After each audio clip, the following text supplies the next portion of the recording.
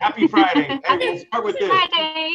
Happy Friday to everybody. I'll start off by just letting you know that this is sponsored by Option, of course, and I'm the Executive Vice President of Client Relations for Option.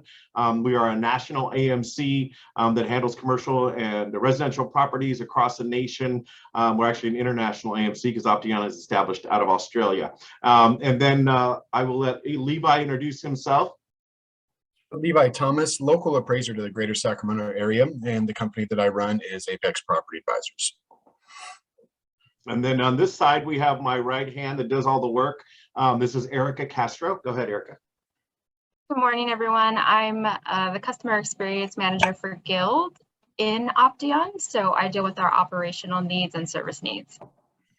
Perfect. So today we're going to get started with the state of appraisals. First, I'm going to apologize because I talk really quick. So anytime that you want any clarification, write it down. As we go through an agenda of topics, where you can write down a question you're going to have, and we're going to address all questions at the end so that we specifically can let you know what your concerns are and kind of bring some clarity to certain scenarios. The appraisal process right now has been drastically affected over the last 2 years because of COVID. So these state of appraisals to me are to kind of just give you a feel for what's going on now and what is the current state of appraisals.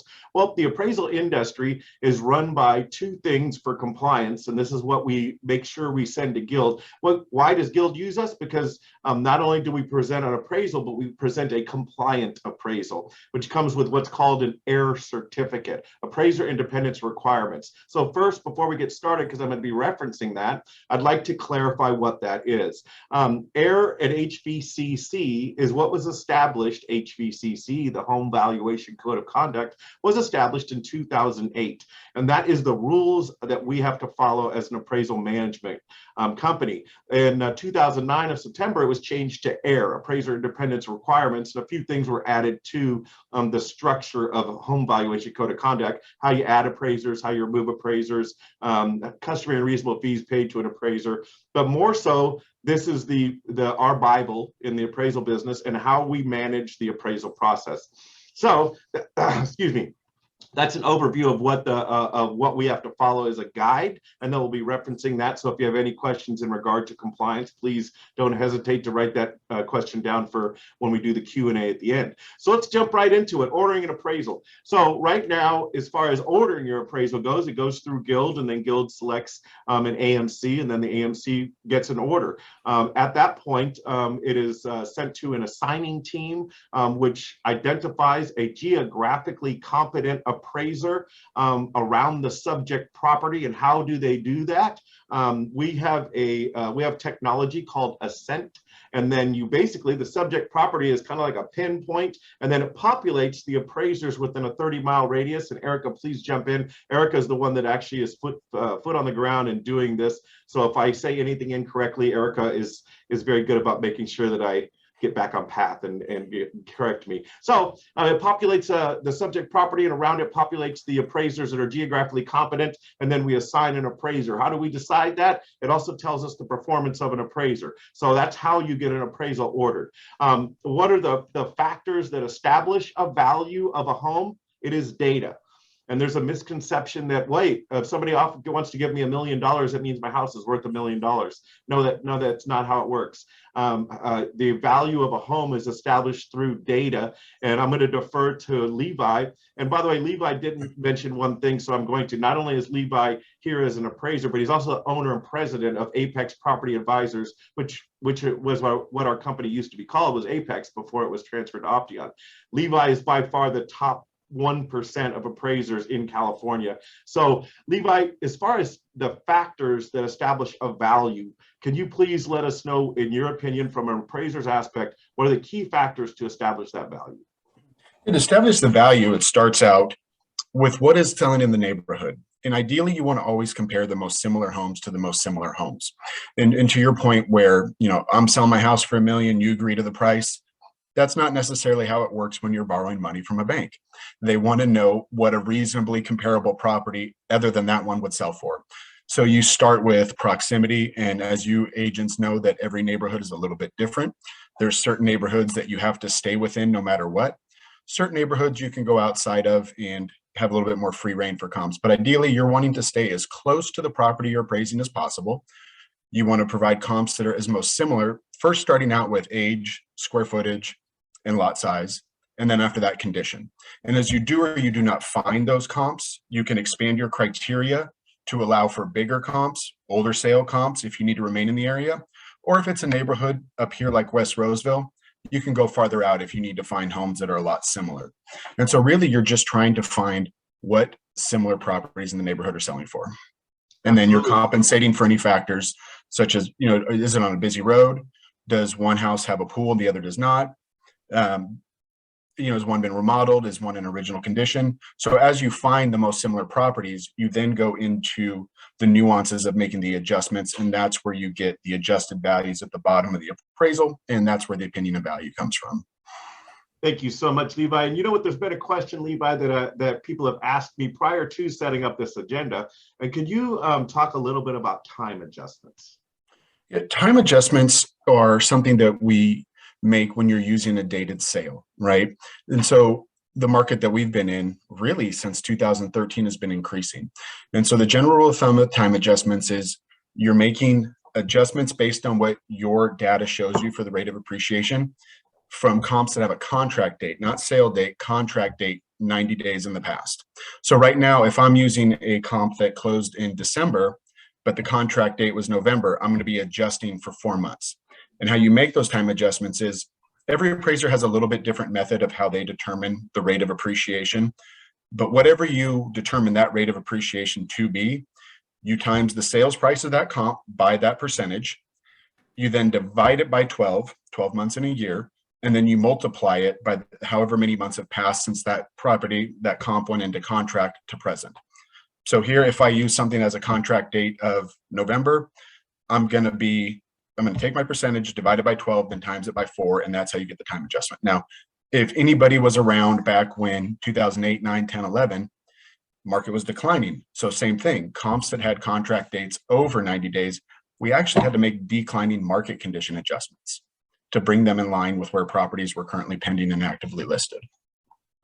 Well, we have a lot of different categories to cover today, but time adjustments is definitely something that is prevalent. But I'd like to also move to the next question. Everybody, I know that this is going to be a lot of data answers. Levi is very articulate in what he does, but there's probably going to be some questions to kind of say, well, in that category, what is it? Please list the category, which this category was factors establishing a value, and then we'll address those at the end. Next, I want to address COVID. Okay, how has COVID affected us? Well, COVID affected us because the average age of an appraiser, unlike Levi, is 56 years old. Okay, so that means we have a lot of older appraisers and not 21-year-olds like Levi. But we definitely did have a lot of older appraisers. Let me tell you this, 56 ain't old, I know I'm 56. So what we did have was that's the average. So we had a lot of older appraisers and it affected us drastically. And Erica can speak to this a little more than I can, but we had less options during the last 2 years because appraisers basically turned off their profiles and said, we don't want to take the chance to go into a house. I'm so happy to say that our governor has finally taken off 99% of the restrictions in California, opposed to going to large events or on a plane. So we don't factor that in as much. But as an appraiser, the typical appraisers are a little older than 56.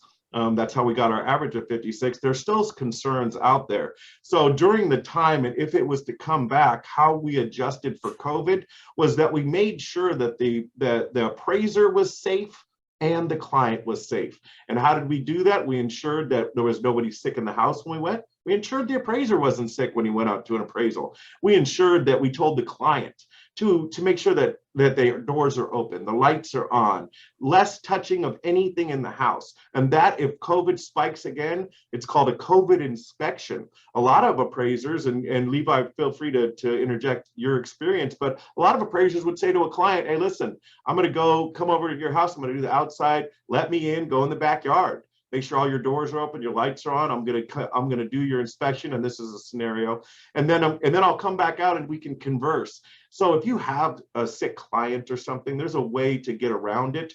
But right now, we still want to make sure we protect you and protect our appraisers too. So our COVID inspections will always be easily for the next year because it spikes during certain times of the year. we'll always have to make sure that we have a COVID compliant inspection in place. So that is my overview of COVID. Levi, I don't know if you want to interject anything as your experience with COVID goes before we move on to the next category.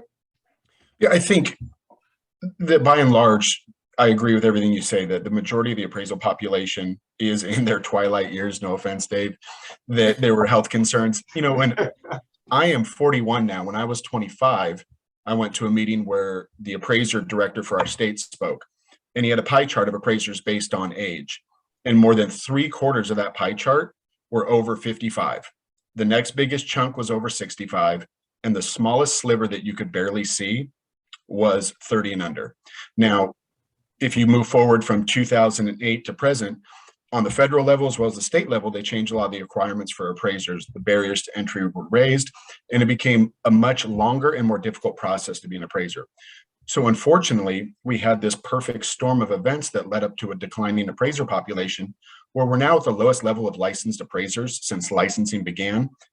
Then COVID hits, and when you have the majority of the appraisers in the primary at-risk group for COVID, it really put the pressure on the appraisers that were really going out in the field to perform. I'm not complaining. It was a great 2 years for business. And so, you know, and what Dave's saying is absolutely right, where we would do the inspections. I would say my general experience, for the most part, people weren't really concerned. I'd say it was maybe 10% where people said they were either high risk or they had just been sick. And working with Option and Dave and his team, it was really easy to say, hey, they said they're sick. Can we see if we can do this as a desktop, which Fannie Mae allowed at the time, or can we bump it back 2 weeks? And in either way, it was just based on communication. We would stay in contact with each other, figure out what's worked best for the clients, what deadlines had to be met, and go from there. But everybody in my office, with the exception of one appraiser, were all younger. We were able to go out and freely inspect without much of a concern, really. Good. And you see, and thank you so much, Levi. And so you see moving forward, because it's summertime, you don't see that being as big of a issue over this summer as it has been for the last two. No, you know, it really wasn't an issue. And I guess I can only speak for me personally, because when the lockdown orders first came, appraisers were deemed essential business. We were allowed to go into houses, which was quite a conundrum, because you're thinking, okay, if things are so bad, we have to lock down for several weeks. How am I allowed to go into houses where the whole family is quarantined in a house, but I'm able to go to, you know, keep in mind, this is when rates really drop. So I'm going into 10 houses a day. I'm just going from house to house to house. And this was also before masks were required. And so shortly after, I think, at least for myself and people in our office, after a couple months transpired, we didn't really feel much of a concern. We took every step that we could to make sure that we were healthy and that we were protecting the health of the homeowners. And that was really it. Like, it really was not an issue for us whatsoever.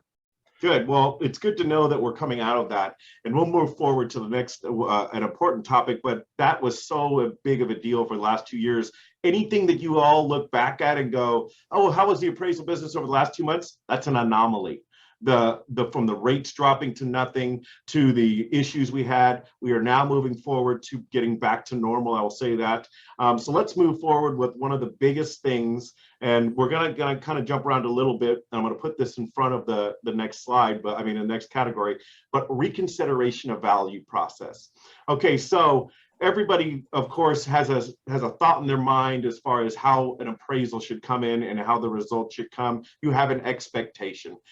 When the appraisal comes in and it doesn't meet your expectation or your client's expectation, what do? What are your options?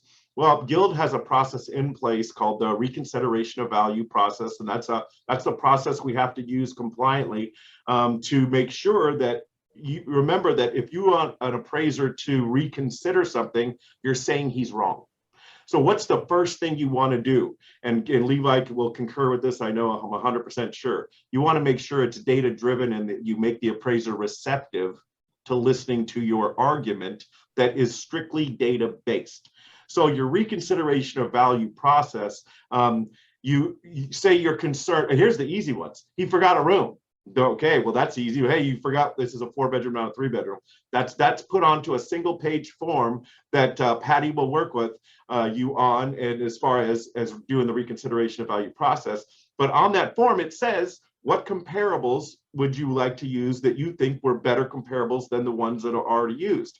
Well, first factor on that topic is you cannot use any comparables that are after the effective date. So the data pull for an appraisal happens on the effective date. And what is that date? That's the date of the inspection. So if your date of inspection, we'll say, is today, the 11th, and you wanted to file a reconsideration of value, could you file it with amazing comp that closed on the 12th? Unfortunately, no. And even though you say, but this shows that my value is higher, that's not in the rules of how to fight a value. The rules say you can use a data pull all the way up to the date of the 11th if today was your inspection date, let's say. So you need data that is closed, by the way, closed comparables on the effective date and backwards all the way back. So you tell somebody, hey, listen, I'd like to fight this value, and I found 6 comparables, but you only use the top 3, because if you give 6, the appraiser is going to look at the first few, and that's just, the form itself only has 3, so you can't use more than 6. But you decide how many of those comparables are actual true comparables, and you can't go far out. On a Levi, if you were given a suggestion about submitting comparables to fight a value, how far back do you think that someone should go on those comparables, and how far away? So time wise for a comparable, and distance wise, because we see a lot of people that'll go, well, I just found a house, it's 100,000 more. Yeah, but you went 25 miles away to find that house. Can you clarify that for me, Levi? Yeah, absolutely. So a little bit of context, that appraisal is based on the principle of substitution. And essentially that is, if you have one property at one price and you can find an equally desirable substitute property at a lesser price, that's the value. Not so clear cut in a drastically undersupplied and increasing market. It's really just not that clear, right? I think that rule was probably written and derived in a time where the market was quote unquote normal. So for a reconsideration of value, ROV, once the appraiser submits that report, it goes in through the AMC. Most times it gets run through Fannie Mae's system. So for all intents and purposes, the bell for that value has been rung. Now, if we're going to unring that bell, just like Dave said, it's got to be data driven. It can't be actives or pendings. It can't be anything that closed after the appraisal effective date. And you want to pick something that, in the general rule of thumb here, right? And this is just the general rule, that if you're going to provide anything for the appraiser, it has to be closer, it has to be more recent, and it has to be more similar than the comparables that the appraiser originally selected. Yeah. Chances are, in the vast majority of the time, you're not going to be able to provide any of those, because as the appraiser, those are the comps we're looking for first. However, if you're in a market that, let's just say West Roseville, I'm not sure how many people are familiar with West Roseville, just vast tract homes, a lot of homogeneous neighborhoods. You can go over a mile out there. But if you go somewhere else that's a pretty clear defined boundary line neighborhood, you want to stay within the neighborhood. And primarily for that is, you want to know, and the bank wants to know, what's going on in that specific market. What's really changed now in terms of technology is the Fannie Mae Collateral Underwriter. Now, you're familiar with it on the lending side with your approvals and getting waivers and all of that. What Fannie Mae did was, in about 2011, they changed our reports to where we had to enter in specific data sets. So for the condition, you see it's a C3 or the quality. And what they did is they mined our reports for about 5 or 6 years. And then they built their own system that's a lot like Zillow. It's a lot better than Zillow, and it's fed by actual appraisal data. So if I submit a report, and let's just say, you know what, I'm going to take a chance, I think this value is worth it, but I'm going to go grab this comp that's a little bit bigger, or it's a little bit further away in this other neighborhood where they sell a little bit higher, Fannie Mae will pick up on it instantly and know that I should have at least made a comment. So they'll flag it for a review. So I should have made a comment. I should have maybe made an adjustment if that was warranted or necessary. So when an appraiser says that's too far away, it's because of 2 things. For one, principal substitution, we want to be as close as possible. But 2, Fannie Mae is going to be all over that. So we can't use a property that's truly not comparable. So when you're drafting up a reconsideration value, keep that in mind. Now, you can be a little bit more logical with it. You can say, well, we have a 1,500 square foot house, and comparables should be within 20% larger and smaller. But let's just say there's a house right around the corner that's 30% larger and it just closed 2 weeks ago. Make that argument. You can say, like, yes, I understand that this is a little bit larger, but it is right around the corner and it just sold, and it is a strong indication of market value. Do that kind of stuff. appraisers don't care about the emotional component.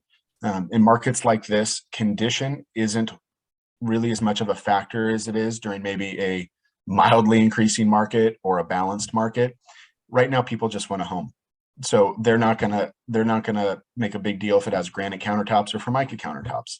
They don't care if there's new flooring in there or not. So the condition doesn't really play a factor as much as it used to. So when you draft it, find stuff that's really reasonable, really recent, really similar. Make the argument if it's going to be something that may be a little bit larger, a little bit farther away, why you think you consider it. And I think that you have a basis to make that argument because we're so undersupplied that you cannot reasonably make the argument that somebody is looking in a neighborhood that's just like this. They're going anywhere and everywhere they can in the greater area they want a home to find one. So you can say, hey, before we made the offer on this house, we were also looking in that neighborhood, in that neighborhood, in that neighborhood, because they're central to the same school, or they have the same distance to a major freeway. So get a little more detailed and analytical in your responses. And then just on a personal note, it really peeves appraisers when you say that the value came in low. The value isn't where you want it. The appraiser feels that it's where it should be. So I know it's a semantical argument, but if you come in right off the bat with the appraisal was low, you're going to get their guard up. So I'm not saying that you've got to kiss the ass of the appraiser by any means, but do it in a professional manner where it's not coming out as an attack right off the bat. And you'll find that the appraiser will actually be probably a little more receptive to it. Yes. And they'll be much more receptive if your reconsideration of value is analytical and data and detail driven, not emotional.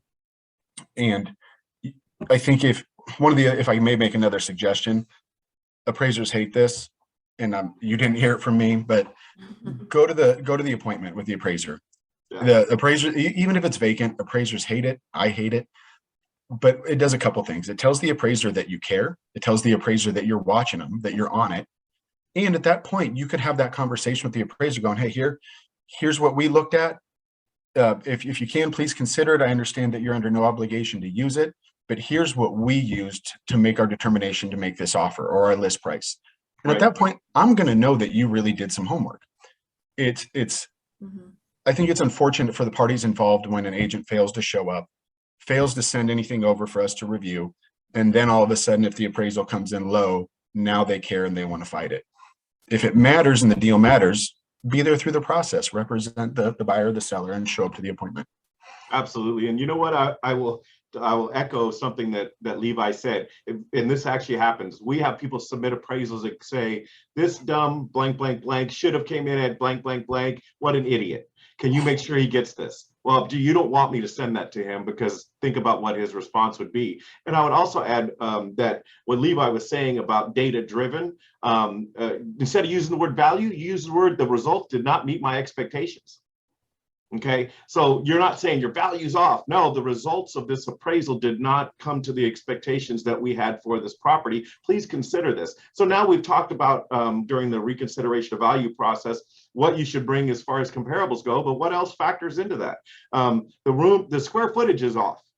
The room count is off. The bedroom count is off. The upgrades were not included. You didn't talk about the fact that my solar's paid for or whatever, and correct me if I'm wrong, Levi.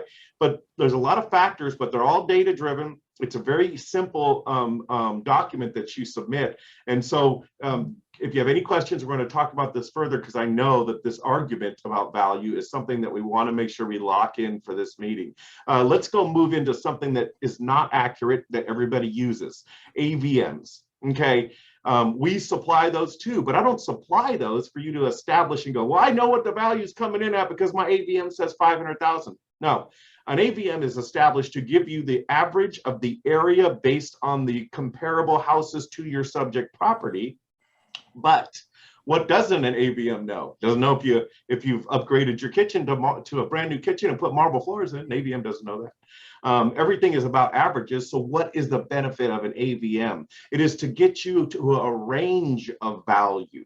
And like an AVM that we use, which is called a collateral DNA, it's a range of value, shows you a low, medium, and high, but you don't ever want to hold somebody accountable to say, oh, well, the AVM came in at 500, so our value, never tell your client our value should be 500. Take an AVM, whether it's Zillow or whoever you use, take it and get your range of value and say, well, it could come as, drop as low as this, could be as high as this, but this is the range of value. And that's why we're going to talk about the inspection and why it's so important to specifically talk about your subject property. So range of value AVMs do never, ever, ever hold somebody accountable to saying to a client and hold the appraiser accountable to an AVM value. That's not something that's come to fruition ever, but the range of value always is. So as far as appraiser, I want to also backtrack a little bit. Appraiser qualifications, you're going to have a couple different kind of appraisers that come out to see you. One is a certified appraiser. What is a certified appraiser? That is an appraiser that has a level of certification that they can do USDA, FHA, or conventional. The other appraiser that will come see you, and you're going to see more and more of this, is licensed appraiser, with which Levi actually trains a group of people, always has like a trainee around that they're bringing up that is that qualification and that is that level. And why was it so hard before when Levi said appraisers can't get in the business? 2,500 hours of experience and a 4-year degree. That's what it was. So it was absolutely almost impossible to be an appraiser and justify it, because you could be a doctor or a lawyer in the same amount of time.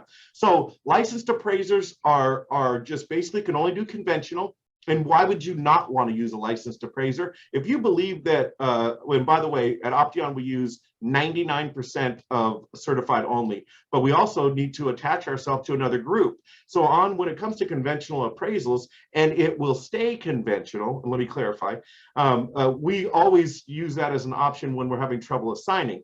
What are the drawbacks of using a licensed appraiser? They're not like just fresh off out of school. No, we still have criteria, 2 to 3 years experience as a licensed appraiser to be able to be considered. But the fact that if you use a licensed appraiser and you have a conventional loan and you want to flip it to FHA, you have to get a whole new appraisal, because he's not qualified to flip it to FHA. And I know something might be added to it, but the difference between an FHA is called a conventional appraisal is a head and shoulders. And a head and shoulders has to do with health and safety, crawl space. Correct me when I'm wrong, Levi, up top, everything's functioning. That's the difference. But a licensed appraiser is not qualified as far as in a lot of course, any FHA scenario. But that's what the difference is when somebody says, oh, can I send a licensed appraiser out?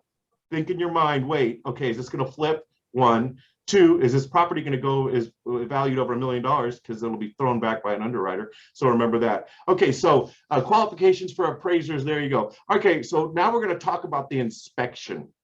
And this is a huge conversation. So I sent Patty over a cheat sheet that said, what should every agent have ready for an appraiser?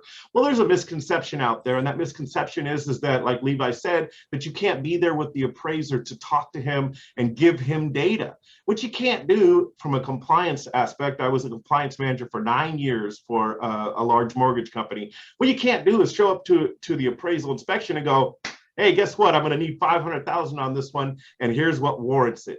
You never say that. You give an appraiser a package, and what is in that package? A contract with addendums, final sales price highlighted, signed copies of multiple offers, list of updates and unique home features, and a single-page property sheet with 3 to 10 comparables. That's a package that is compliantly given to an appraiser at the inspection. Let's talk about a misconception now. If you spent $100,000 on upgrades for your house did not increase in value $100,000.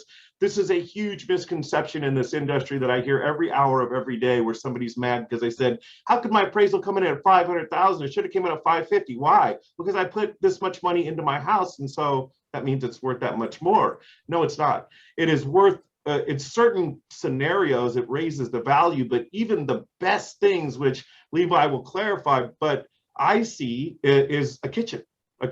Levi, what are the upgrades that hold the most value? And Levi, what are the upgrades that hold the least value when you're looking at how much you increased your value?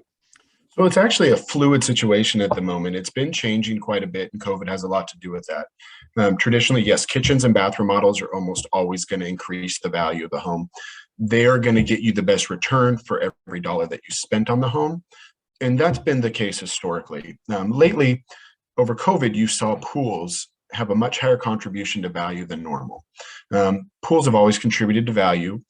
However, if you spent 50 grand on a pool in the past, you're not getting 50 grand on that pool in terms of a value in the market.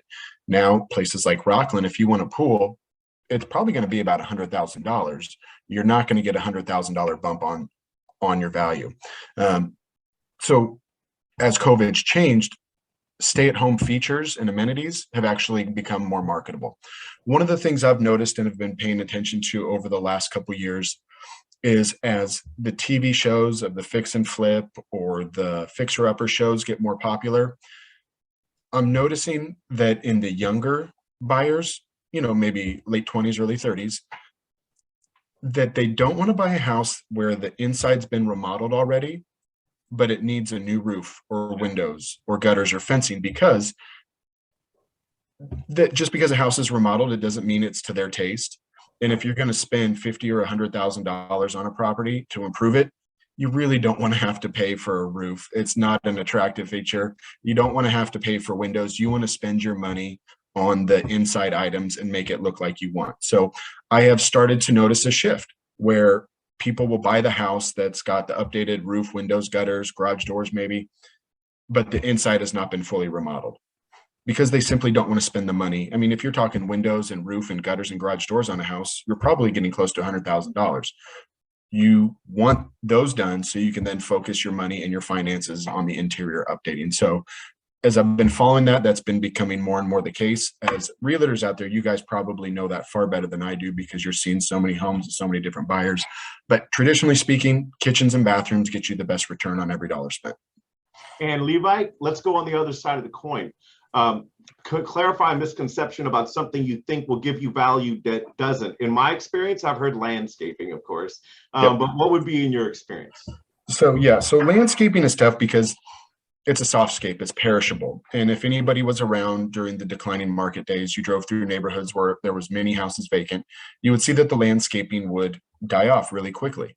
So you cannot really give a specific dollar adjustment to landscaping. Hardscaping, yes, pavers, concrete, pergolas. But the landscaping, as we all know, does contribute to the term, curb appeal, the marketability. So while you can't give it an adjustment, you can talk about it, right? You can talk about how it's got extensively well-maintained landscaping, and that contributes to the marketability. The other one is, and I hate to say it, but it's solar. Solar, I have never been able to prove that solar provides anything in terms of a higher value. It absolutely, without a doubt, does increase the marketability if it's paid off. So it's been about 3 or 4 years since it stopped, but for 3 years, I was working with a lady at UC Davis who is their solar, wind, and energy efficiency expert. I appraised her house and we got to talking. And for about 3 years, we fed each other data back and forth about solar systems. She would give me everything she had. I would give her everything that I would have on appraisals. And after 3 years, we really concluded that unless you paid for it outright, had a backup battery, and you were going to be there for 15 or 20 years, you really didn't save much money. And I think a lot of that's going to change. As solar becomes cheaper, it's going to be more common. That's going to help. And two, we really have a lack of data in the marketplace with solar. So when solar first started to get more prevalent, I went out and got LEED certified. I really wanted to kind of be on the cutting edge of being able to value solar on homes. Fannie Mae actually has a green form that you can use. So I went, I did the classes, I got the certification, and the first 2 appraisals that I did with that form in there, the underwriters had me to kick it out. They didn't want to know what solar was worth on a cost basis. They wanted to see sales with it. But you don't have it. And then another problem we're running into is that there's limitations in the MLS for solar unless the agents put it in their commentary. Mm-hmm. It's astonishing how few people, homeowners, if I even go there for a refinance, don't know if their home, their solar is, unless it's owned fully outright, they know. But if they did a power purchase program, if they did the Empower program, if it's leased, if it's financed, they don't know. They don't remember what the total cost was. They couldn't tell you what their average utility bill was before or after. And of course, that's not the case with everybody, but by and large, that's been my experience with it. So if we're going to get to a place where we can start giving solar some value, we need to have all that data. We need to know the cost of the system, the size, the output, preferably 6 months to a year of what the utility bills were before, what they were after. And then we can maybe start to make a cost basis adjustment. If you see solar adjustments on appraisals, I'd be willing to bet my next paycheck that they're just made up. Yeah. Yeah. Which is not a good thing to do in appraisal. You've got to be able to back up every adjustment that you make. So right now, solar is the biggest thing that people think is going to add value, but tangibly, it simply does not. And frankly, I'm kind of surprised there's not more oversight on it. The solar salespeople push a bill of goods that just doesn't really bear out. Right, right. You know what? That is such great information because I constantly battle that category because there's so many expectations when you own your solar. Okay, so let's move forward. Two quick clarifications. USPAP, we're going to reference it. When we talked about different things, let's also remember that the appraiser is held to a certain criteria on how they do their stuff. USPAP is the Uniform Standard of Professional Appraisal Practices. And if anybody wonders, well, how do appraisers get held accountable to what they do and the ramifications if they do it wrong? It's called USPAP. That's the law of the appraisal business for an appraiser. So anytime that somebody in this room says, hey man, I really have a problem with my appraiser, you want to research USPAP to see if that's an issue, whether it's just a issue or if it's a law broken, it's a regulation that's been crossed. Second, we talked about the CU report, the Collateral Underwriter report. When you get these reports, it'll give you a score from Fannie, and I just want you to reference it. When you think your appraisal's wrong, get with Patty and say, can you tell me what my CU score was? If it's a 1, it's an A. If it's a 5, it's an F. And if it's a 5 on your CU score, that is your red flag to figure out why did Fannie say this is a 5. I just went quickly through those, but I will clarify that further, Patty, if you want me to. Now I want to get into what you guys all have the most sense of urgency for, and that is a sense of urgency. So what are the turn times on processes? Okay, so I'm going to turn this over to Erica because she's going to tell you milestones. How long does it take? And Erica, I will say this. We can start from how long does it take to assign an appraisal? How long should they expect to get it a property inspected or a scheduled inspection? Then after the appraisal is delivered to us, when is it delivered to the client? I'll let you go ahead and take it from there, Erica. Okay, so just some grounds as far as once the order comes through to us, it takes about 24 to 48 hours to get a appraiser confirmed, just depending on the market and the availability of the appraisers in that area. And then usually the appraisers will reach out within a week before the due date. That's what we are seeing.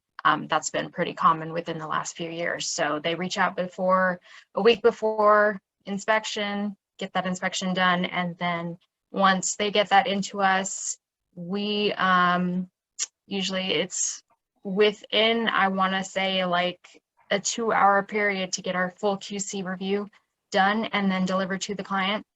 And then we do have a revision process in place where it can take up to 48 to 72 hours to get that information completed by the appraiser.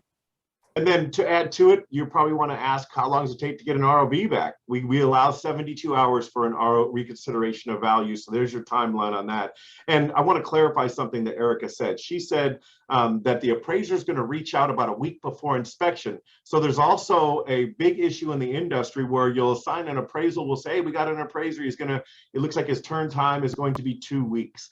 And then you call and you say, an agent will call and say, listen, it's been 2 days and we still haven't heard from an appraiser. Why? Well, because what's going on now, and because this was triggered because of COVID, schedules change so quickly that if an appraiser goes, hey, it's not due for 2-3 weeks or a long turn time, and I schedule it today, it's going to change. You're going to change your schedule a lot of the time. So what they like to do is get closer to the inspection date. And that is a misconception out there that this appraiser is just really bad. Why would he not reach out now? If you were to say, and this is just a suggestion, if you were to say, oh, this client has to be reached out to at a certain time, Erica runs an amazing team, and she would reflect that and say, hey, listen, guys, I got an order. Patty let us know that this one, the client needs to know very soon because maybe they're going out of town or whatnot, and they need to get that on their schedule. Well, that's a different scenario that you would have to kind of identify. So I want to make sure that when it comes to timelines, that single one is the one that always comes up. Why has the appraiser not reached out? It's been a day or 2 already. Because he is waiting to get closer to the inspection date. So I won't beat that one to death. I'll leave it at that. Revisions. let's talk about the quality control process and what everybody knows what a revision is. It's an error or an omission on an appraisal report. And where do we figure that part out? Well, when an appraisal report is submitted and you go, hey, it's submitted, why don't I have my report? Well, that's because during a 203-point quality control check, that's how many different points we check through the quality control process of, and an appraiser submits an appraisal. The underwriter or guild mortgage period, it has a criteria of underwriting guidelines that they want us to identify during the quality control process. The reason why we have so many, it's a big process, 200 points, is because we don't want to deliver you a report in motion. We want to deliver you with a final report. So we take the time to make sure all T's are crossed, all I's are dotted, and we're ready to go. But when it comes to a revision, there's something that is a huge opportunity, Patty, that I want to bring to your attention, a draft report. Okay, so how does a draft report work? Well, we tell you that we got the report, but it's gone back to the appraiser for revisions. Well, then Erica's team is taking it. They're getting back to the appraiser, not her team, quality control, but Erica's above everybody. So basically quality control handles it and they're going back to the appraiser for a revision. But say you have a timeline and you need to know the value, even though it's not complete because you're doing a revision. If the revision, and this is your question to us, if we say it's went through quality control, we went back for a revision to the appraiser. Well, if you go, wait, I have to know the value, no matter if I got to wait for that somebody to fill in that little box or whatnot. If the revision does not affect the value, we can release you a draft report based on specific requests in an isolated scenario, case-to-case basis, because a lot of times the revision might affect the value, so we can't tell you the value because it might affect the value. But 50% of the time at least, and correct me if I'm wrong, Erica, at least 50 to 75% of the time, it doesn't affect the value. You made a mistake and didn't check a box, you got the address wrong, you got the client wrong. That doesn't affect value, so you can move forward with understanding that here is the established value and it won't change, and then you can move forward with the draft report. So put that in the back of your head that if you ever are waiting for an appraisal and it's in revisions, ask if the revision affects value, and then if it doesn't, ask for a draft report. Okay, so we've talked about the timelines, we've talked about the processes. Option, we've talked about, I'll talk about one other thing. It affects Patty more than anybody, and that's that recently we got our entire group over to our new technology. It's a proprietary software that increases communication and efficiency, and it is called Ascent. I'm not going to beat that to death because me and Patty can talk about that. It's more of an update for you that we are at the highest end as far as technology goes with this platform, and it is now up to speed, and Guild has 100% been using it, and we're happy to say that. As far as forecasting goes, let's talk about a little bit, and I'm trying to talk a little faster now because I'm getting short on time, so I apologize about that. I want to get to Q&A because I want to address all your questions. So forecasting, what do we project right now? We're projecting that the inventories are low, applications have moved up, but we still need a push on inventory. Having said that, we have over 500 clients at Option. And that means that we get feedback from everybody that you compete with, and they tell us what they're seeing as far as forecasting, so I'll share that with you. The forecast is that the summertime will be good, but it won't be great because the inventory issues we're having. But that's this second, okay? So don't let me scare you there. This second, we have inventory issues. We have lots of applications coming in, but inventory issues. So our forecast are for a strong summer based on 500 clients giving us feedback. And of course, Guild is our #1 client. So that's why it's very important for us to always set correct expectations for you. We do have a ton of technology coming out in the future, but I'm just going to touch on it really quick. As you can tell, I talk 100 miles an hour. We have a technology coming out that in Australia, we can do one-day appraisals. It's been done for 10 years. It's being approved here in the United States, but it has to be done by staff appraisers because they have to use that technology. And we're trying to convince Levi to someday come over to our side on that scenario. But the future is that if this technology and when this technology is improved, we will be able to turn appraisals in one day. We went out to Australia and did 4 appraisals using this technology. We got there at 8 in the morning. By noon, all 4 appraisals were delivered and inspected. Okay, one day, half day, all done. In their car, the appraiser just sits there and kind of does a data pull, but I'm not going to talk any more about that because I have just a few minutes. Now I would like to open the floor, Patty, to you and your team to answer any questions. We covered a ton of stuff, and me and Levi are very fast when we're talking, so I apologize about that. So shoot away if No, you have that's any okay. questions We've at got all. a lot of information. I think I'm gonna turn it around. That way you guys can. Let's see if I can do this. Whoops, sorry, Myrna. Don't want to knock you. There you can kind of see, and then that way you guys can ask any questions, and you're not just asking me. There is people here. Hey, we knew it. Unless you were a ventriloquist, we knew there were some people there, so we're good. Yeah. Do you guys have a question for them? Go ahead, Marina. Do they have a depreciation tool that they can recommend when we're looking at the list of upgrades and want to kind of gauge that factor? Levi? Just so I understood the question correctly, like a depreciation scale, if you're looking at improvements and how to figure that out, is that correct? Correct. Yeah, generally the way that it works, at least for me personally, every appraiser is a little bit different. There's online tools you can use. There's a program called Solomon, and it's either a subscription or you do it by the year. I don't remember, but you can go there and it has many different types to figure out depreciation of various different types of improvements. If you want to rough hand it, generally you want to know what the costs were. So like, let's just say cabinets. Somebody did kitchen cabinetry. You want to know what the costs, you want to know how long ago they did it. And you can basically estimate what is a reasonable lifespan for these cabinets to look good. Let's just say they did stain cabinets. Generally, they're going to look good for at least 15 to 20 years if they're well maintained, possibly longer, but generally speaking, let's just say 10 to 15. Now, they could be IKEA cabinets or they could be full-blown custom cabinets. So that's why the price matters. Knowing that price helps us determine the quality, but then we can also, based on the price, know that generally and theoretically, if cabinets cost more and they're custom, they're probably going to last a lot longer, right? Ideally. So you take the cost and you can figure out, okay, moving forward, I think these are going to be good for 15 years. If they're maintained and you get 5 years out from them being done, you get 10 years out from them being done, the specific improvement itself is not going to really be depreciated. Where you start to see depreciation as a factor are in things like roofs, pools, pool equipment, right? You could have a pool that was built in the 70s and maybe it has no pool equipment or pool equipment's 15, 20 years old. The appraiser really should factor that into what the contributory value of that pool is, because it's going to be a lot different than a brand new pool. But I would just play around with the quality in relation to the price and how long that improvement has been completed. And then if you want to get stuff that's specific, you can look up the Solomon depreciation figures and sheets. They're online. Thank you. Solomon. Okay. Thank you so much, Levi. Is there anything else? And we have lots of categories we covered today. And if you don't have questions now, because we covered a lot of things fast, you might go, wait a minute, I need to ask a question. We can always send an email to Patty and she will send it over to me and Levi and Erica, and we will address all questions. But is there any other questions? Because we have still about 15, 20 minutes on my allotment of time. Is there any other questions that you might have or clarifications needed? Yeah, we do. Modesta, you have a question? I think she had a question. Oh, someone else? I thought she did, but okay. I have a list of questions, but nobody else has questions. I have a question. Reconsider value process.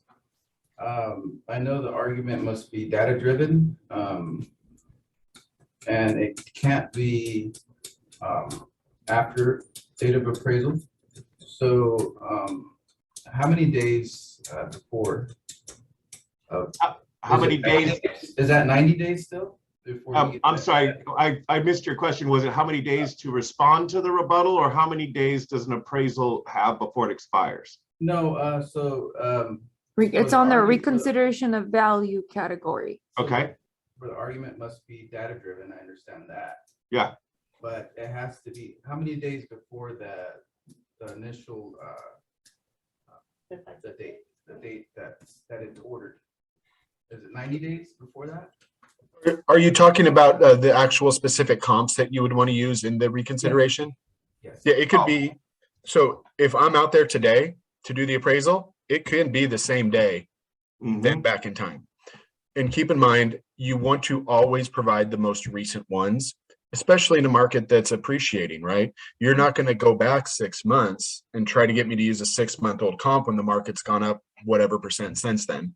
So, and generally you don't want to go over a year unless you have to. There's extreme circumstances where maybe you're in a really rural, isolated area and there's just nothing like it. So yes, you have to go over a year, you got to go over 6 months.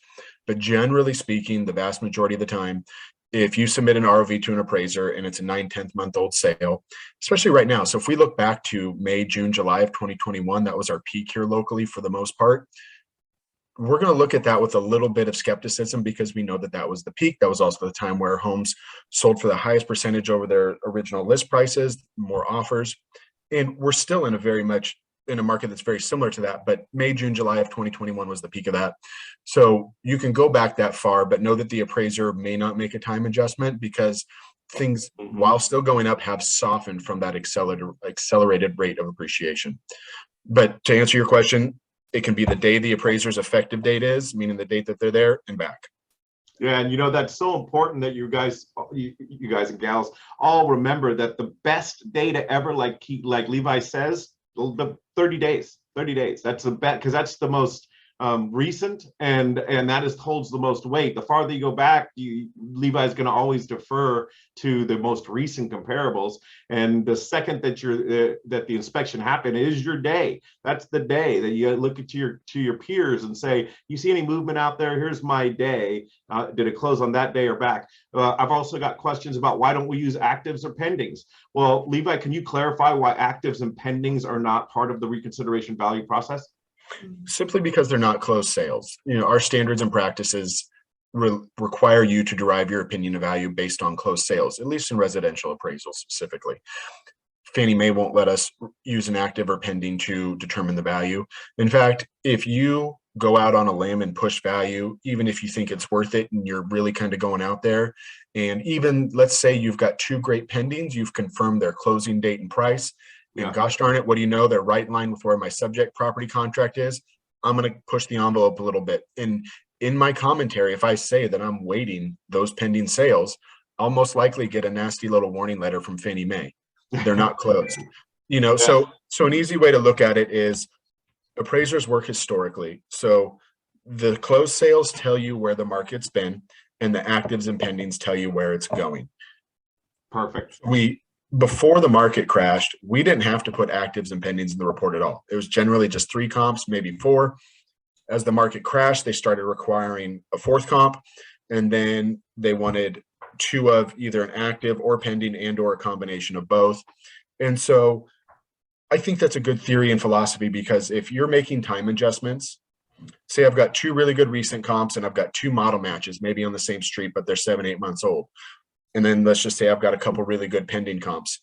The pending comps are a really good barometer to determine if 1, the rate of appreciation that you're using is accurate, and 2, if it's warranted.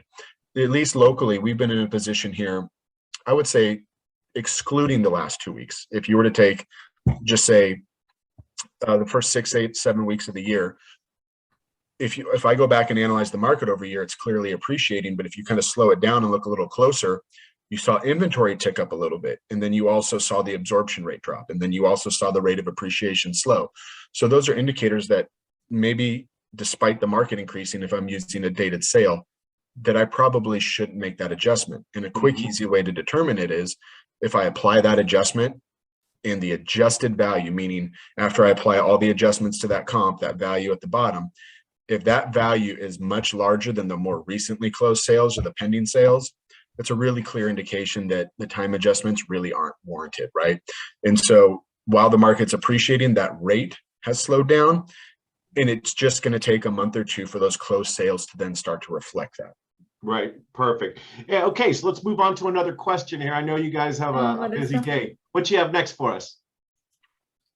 Does the appraiser look at comments on a purchase contract that when buyer's agent or seller's agent puts sentences regarding appraisal, should it not come in, buyer's willing to pay $5,000 over appraised value? Yeah. And they're getting, I'm seeing that these things are just crazy, really, to me. I know I wouldn't do it as a buyer's agent, but there are customers out there that might say, I want you to put on this purchase contract if the property appraises for lower and I'm willing to pay $10,000 more. How do you guys look at that, and what things on a purchase contract would be considered a red flag to you as an appraiser? Well, we are required by Fannie Mae and FHA for that matter to review a fully executed contract. So whatever those details are, right? Whether it's they waive the appraisal contingency, meaning that whatever it appraises at, they're still going to buy it for the contract price. Or if it appraises, and I've seen this quite a bit too, where if it appraises, like if contract's 450, but it comes in at 420, they'll pay 10 grand over the appraised value. There's all sorts of variations of that, and I'm sure you folks have seen it. In terms of red flags is when concessions get really high, but you typically only see that on non-arm length transactions, right? If it's between family members and there's maybe some gift equity, but it's not so much as a red flag as it's just something that we need to report in the appraisal. And then if there's a lot of personal property included, and you'll start to see that on high-end properties up in the multi-million-dollar range. I've done properties where, 15, 20,000 square foot houses where they're including the Lamborghini or the Porsche into the sale. And so at that point for the appraiser, you really have to determine, and you got to talk to the agents and go, okay, is it really a $2.5 million sale with the Ferrari, or was it 2.4 if you exclude the Ferrari, right? Generally, like if people are including washers or dryers or fridge, stuff like that, completely inconsequential. We just have to report it. But really, when you get into those upper end and higher price points, when they're including, a lot of furniture, even like I don't anymore, we're not really allowed to, but I used to appraise in Truckee quite a bit. And, people would use those homes, but then they would also rent them out. And when they'd sell them, they oftentimes included everything in the house for sale, the linens, the coffee mugs, the wine that was in the wine bar, everything, right? And so when you would get those, you really have to kind of make sure that you're breaking out and being very clear that all of this stuff is included. And then you've got to make a comment of how you determined if the price was based on those things being included or not. And if they were, ideally, you want to find a couple comps that sold like that with everything in the house included as well. But we don't really run into that here too much. There's not really anything that's a red flag on a contract for us specifically, because we're not making a judgment of the contract. We're just analyzing it and reporting if there's anything, out of the ordinary on it. Right. Thank you, Levi. You guys have any other questions we can address? I have a question. Can you hear me? Yeah, can you hear her? Yes. Okay, go ahead, Jessica. Because we're in the flipper market right now, and a lot of these flippers will put, additions unknown. There'll be an extra bathroom, there'll be an extra bedroom, but they don't know where it came from. Do you guys? I know you can't put the comps, but is that a consideration that you guys? So you can absolutely count non-permitted stuff. So there's a couple factors. So whether an addition was done and they intentionally did not get a permit, or especially if you go downtown East Sac, parts of Auburn where, they transferred over all the records digitally and they lost a lot of them. Sacramento, when the flood happened in the early 1900s, they lost a lot of records. A lot of stuff that they did have was obviously handheld.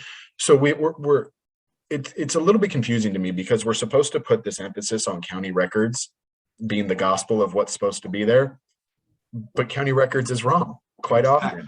Oh, yeah. So at that point, when we get an assignment like that, you go through a couple different checkpoints. So one of them is you look online for permits, you go back and maybe look for previous MLSs just to see what's going on there. You then kind of need to make the determination of, okay, did somebody recently just do an addition, be it bedroom or bathroom, or did they put in an extra bedroom or bathroom in the existing footprint without a permit? Or has it just been like this historically? Either way, you just need to disclose what you think took place to make the home larger or smaller than what's reflected in county records. And then to give it value, you've got to meet a couple criteria. And this is true for FHA as well, probably more so for FHA, but true for FHA and conventional. You want to make sure that it's completed in the same workman-like manner as the rest of the home, or better, right? If it's an old home and they did maybe a garage conversion and they added a master off the back without a permit, is it as good or better than the existing dwelling? Yes. Okay. Are there any obvious building code or safety violations? No? Okay, then you're good. Heated and cooled, yes.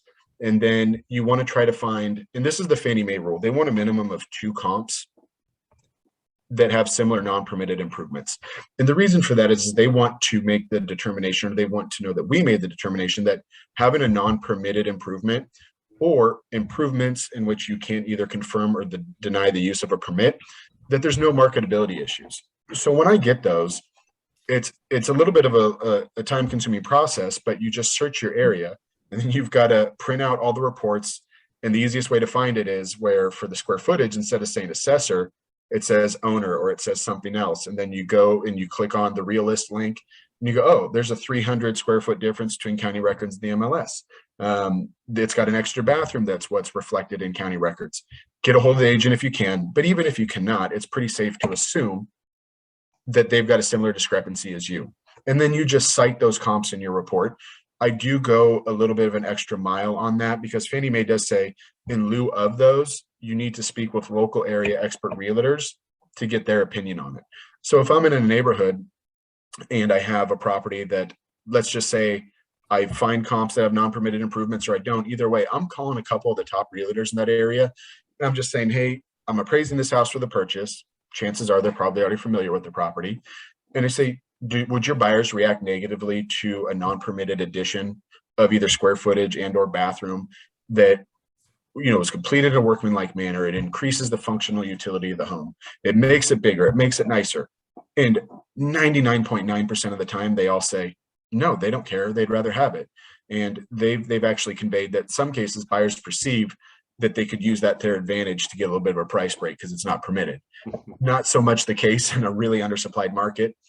But if appraisers are telling you that they can't value something because it's not permitted, they simply do not know the rules. They absolutely can. And you can look this up in the Fannie Mae Selling Guide. Very easy. Just Google the Fannie Mae Selling Guide, get the PDF version, and just use the Control F function to start searching the document for that stuff. So, and I would advise you guys to do so just for your own sake, because if you get a property, whether you're the buying agent or the selling agent, and there's non-permitted improvement or there's some discrepancies between what's in county, I mean, to be clear, county records is just wrong sometimes. So you've got, and like you just say that, like, right, just say, I think this house is originally this way, and I just think county records is flat out wrong. But either way, I would have that information ready and maybe saved somewhere so that you can show the appraiser like, no, you can count it, but here's what you need to do to be able to give it value. Right.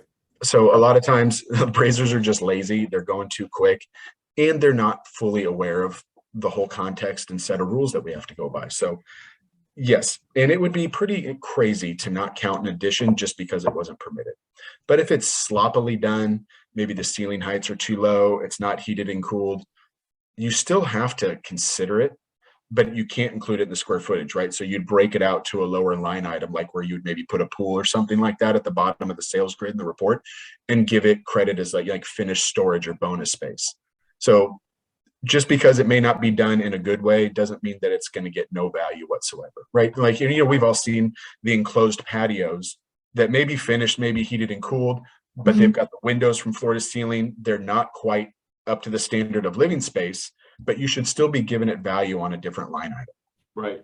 Okay. And what else did you want to ask him, Okay, Jessica? So you said that you will look at the previous listing. So if that previous listing shows, like, let's say a house is 2-bedroom, 1 bath, and then when you go out to appraise it, it's a 3-bedroom, 2 bath, do you have to like consider that, or are you just kind of like make a note of it? You're just really in a fact-finding mission at that point, right?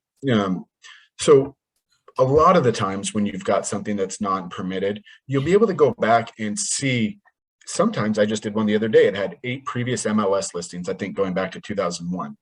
And it showed it the smaller bedroom bathroom square footage up until about 2012. And then after that, it was larger square footage, larger bedroom and bathroom count. So you can go, okay, at some point between, 2009 and 10 or 12 or whatever it was this. Then somebody at some point changed it to what it is now. And that's all part of what you're disclosing. And so then 2, that time frame helps me go look. Both Sacramento County and City of Sacramento have permit trackers where you can log in. You got to create an account. It's free. So you can Google City of Sacramento planning or permit tracker or County of Sacramento permit tracker. And you just have to create a username and password, and you can go in and look at previous permits. So you'll do that. And if there's no permit, you're just going, well, shoot, this house was flipped in 2013. And that's when it went from a 2-bedroom, 1 bath, 1,000 square feet to a 3-2, 1,500 square feet. A lot of times you'll see in the comments permitted remodel or You know, you'll see the flipping company make claims that they don't know how it got that big, even though they're the ones that made it that big. Yeah. So you're really just disclosing everything you searched, what you found, and what you reasonably believe to be the case. Okay. And the biggest key is really, if you make that determination that you should be counting it as square footage, you just got to find those two comps. And if you can't, you know, I'll call at least 3 or 4 agents. I'll ask if I can cite them in the appraisal, you know, confirming that a non-permitted improvement doesn't impact the marketability, and you go from there. The fear is with some appraisers, and this goes for, think about like an ADU that we all know right now under the current California laws would be allowed. But let's just say that it was built in the far back corner, didn't meet the setbacks, and let's just say it burnt down. California law states you can have that ADU, but you've also got to have the lot size to meet the setback requirements. So if I go out there and I appraise like, oh, hey, this is a cool little ADU in the back, and we all know those old houses, the garages are wedged up in the corner of a property line, and I give it value as an ADU, and my value wouldn't be what it is without giving that ADU value. Let's just say it burns down. They want to go get the permit to rebuild, but there's not enough lot space between the house, the fence, the backyard for them to then put that ADU on the property legally and meet the setbacks. I just committed loan fraud because I'm giving value to something that wasn't legally allowed to be there. Yes. Yes. So same with a permitted addition, right? So maybe they did it, it goes all the way up to the property line on the side or the back, and I valued it, even though I found my non-permitted comps, I still have to have some basis and understanding of what the building codes are. You know, I've got to know that it's at least 3 or 4 feet off the fence line or whatever it is. So you've got to look at it under that context, because there is a pitfall that you'll fall into if you're giving stuff that's non-permitted value, if you're not really aware of what all the rules and guidelines are. Right, right. Hey, by the way, that was great information, that Fannie Mae, that you said to access the Fannie Mae. What was it called again? Oh, no, it's at least locally in Sacramento. So there's Sac City and Sac County Permit Tracker. Permit Tracker. That's a great resource that I myself have never heard Fresno of. has that. No. No, Fresno doesn't. Email them. No, Yeah, so- Fresno don't have that. And it's the same portal where, you know, builders or homeowners will monitor their permit status or request inspections. Oh, so we don't have any? No, you have Good to stuff. email them and they'll send it to you. Oh, okay. Does So- anybody else have a question? Want to make sure? Myrna, you have another question? I have another. Yeah, go ahead. If I, with this market, if I have an FHA buyer and I am attempting to make the offer more attractive, and I place in there $2,000 towards appraisal conditions that the buyer would be willing to pay, how does that look on your end? Is that a red flag? No, not a red flag at all. I'm not saying I've done this, but I have seen where, let's just say, contract price is $450. The contract says that if the appraisal comes in low, the buyer will cover 10 grand in appraisal gap. Yep. Let's just say that 450 is a bit of a push, but I'm comfortable at 400. There's appraisers that are going to do that. Theoretically, though, and ideally, we shouldn't really be taking that into consideration whatsoever. So again, there's not a lot that's a red flag on a contract.